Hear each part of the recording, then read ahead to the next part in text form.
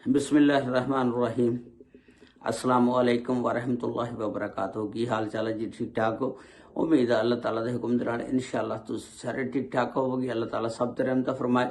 अल्लाह ताला सब नूं अपने हिफ्ज़ो ईमान दे विच रखे। अज दे व्लॉग दे विच मैं तुहानूं ओ जिहड़ा सैफुल्ला नियाज़ी इंस्पैक्टर लाहौर च शेरा कोट दे विच मारिया गया सी, कतल हो गया सी, ਉਹਨੂੰ अदील ने फायर मारे सी, ਉਹਦੇ मुतलक नवे नवे इंकशाफात सामने आ रहे ने। ते और एक इंटरव्यू सामने आया जिहड़ा सैफुल्ला नियाज़ी दे बेटे ने दिता सी, वो भी अज दी इस वीडियो दे विच मैं तुहानूं सुणावांगा। सैफुल्ला नियाज़ी साहब दा बेटा अपने वालद दी मैयत नूं लैके अपने आबाई गांव गया होया दफनाण वास्ते, ते वो कहंदा सी कि मैं दफना के आ जाऊंगा। ਉਹਦਾ ਆਡੀਓ ਬਿਆਨ ਆਇਆ, ਉਹ ਕਹਿੰਦਾ मैं आके वीडियो बयान भी कोई दवांगा। ਉਹ ਦੱਸਦਾ कि मेरे वालद साहब सैफुल्ला नियाज़ी अदील नूं अपना मूँह बोलिया, बेटा ਉਹ जिन्नी भी जगह है जिथे शेरा कोट च रहिंदा सी, ਉਹ नियाज़ी ट्रैवल वालियां दी जगह सी ते उस बिल्डिंग दे उत्ते ਇਹ ਰਹਿੰਦਾ ਸੀ।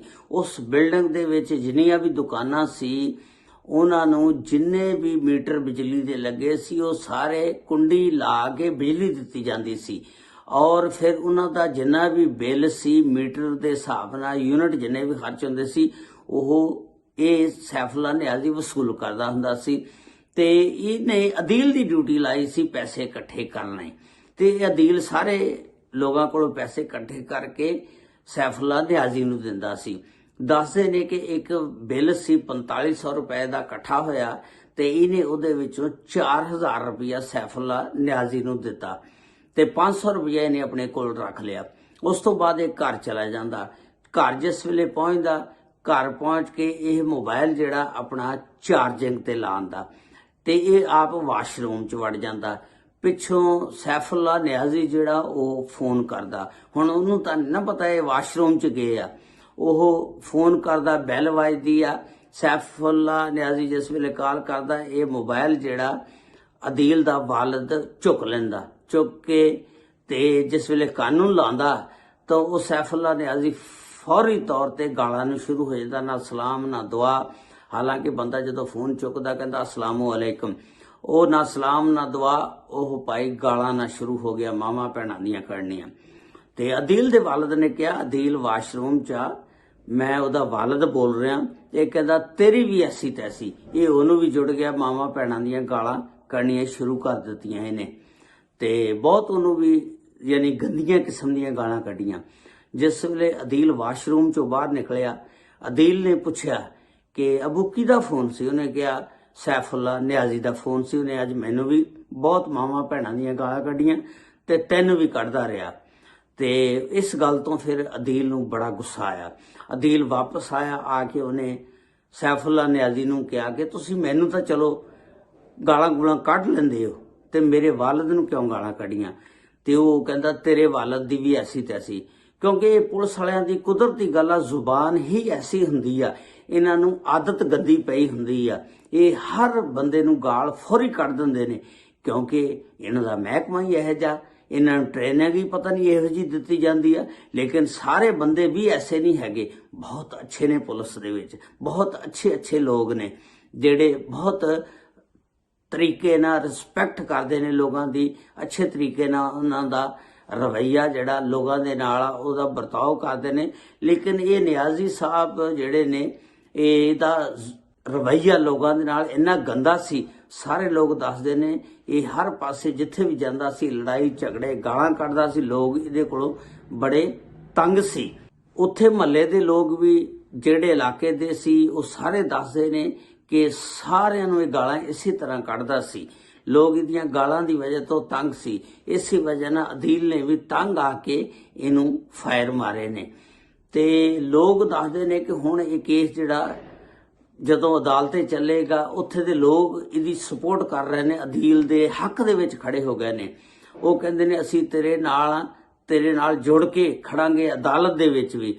ਤੇ ਜਿੰਨੇ ਵਕੀਲ ਨੇ ਦੱਸਦੇ ਨੇ, ਕੁਝ ਵਕੀਲ ਐਸੇ ਨੇ ਕਿ ਅਸੀਂ ਤੇਰਾ ਕੇਸ ਫ੍ਰੀ ਲੜਾਂਗੇ, ਤੈਨੂੰ ਟੈਨਸ਼ਨ ਵਾਲੀ ਗੱਲ ਕੋਈ ਨਹੀਂ ਹੈਗੀ, ਅਸੀਂ ਤੇਰੇ ਨਾਲ ਖੜੇ ਹਾਂ। ਹੁਣ ਤੁਸੀਂ ਦੇਖ ਲਓ ਕਿ ਆਵਾਮ ਵੀ ਔਰ ਵਕੀਲ ਵੀ ਅਦੀਲ ਦੇ ਨਾਲ ਖੜੀ ਆ। ਤੇ ਵਜ੍ਹਾ ਕੀ ਕਿ ਉਹਦੀ ਬਿਹੇਵੀਅਰ ਰਵੱਈਆ ਉਹਦਾ ਜ਼ੁਬਾਨ ਚੰਗੀ ਨਹੀਂ ਸੀ, ਜਿਹਦੀ ਵਜ੍ਹਾ ਨਾਲ ਲੋਕ ਉਹਦੇ ਹੱਕ 'ਚ ਨਹੀਂ ਹੈਗੇ, ਸਾਰੇ ਉਹਦੇ ਖਿਲਾਫ ਨੇ, ਅਦੀਲ ਦੇ ਨਾਲ ਖੜੇ ਨੇ। ਤੇ ਜ਼ੁਬਾਨ ਜਿਹੜੀ ਹੈ ਬੰਦੇ ਨੂੰ ਠੀਕ ਰੱਖਣੀ ਚਾਹੀਦੀ ਹੈ। ਅਗਰ ਜ਼ੁਬਾਨ ਠੀਕ ਨਹੀਂ ਹੈਗੀ ਤੇ ਕੋਈ ਵੀ ਤੁਹਾਡੇ ਨਾਲ ਨਹੀਂ ਹੈਗਾ। ਤੇ ਇਸ ਤਰ੍ਹਾਂ ਜਿਹੜਾ ਇਹ ਰਵੱਈਆ ਸੀ ਤੇ ਉਸ ਰਵੱਈਏ ਨੂੰ ਦੇਖਦਿਆਂ ਅਦੀਲ ਨੇ ਫਿਰ ਮਾਰ ਦਿੱਤੇ ਫਾਇਰ। ਹੁਣ ਤੁਹਾਨੂੰ ਮੈਂ ਉਹਦੇ ਬੇਟੇ ਦਾ ਇੰਟਰਵਿਊ ਸੁਣਾਉਣਾ, ਜਿਹੜਾ ਉਹਦੇ ਬੇਟੇ ਨੇ ਆਡੀਓ ਦੀ ਸ਼ਕਲ ਦੇ ਵਿੱਚ ਦਿੱਤਾ, ਉਹਦਾ ਉਹ ਬਿਆਨ सुनो।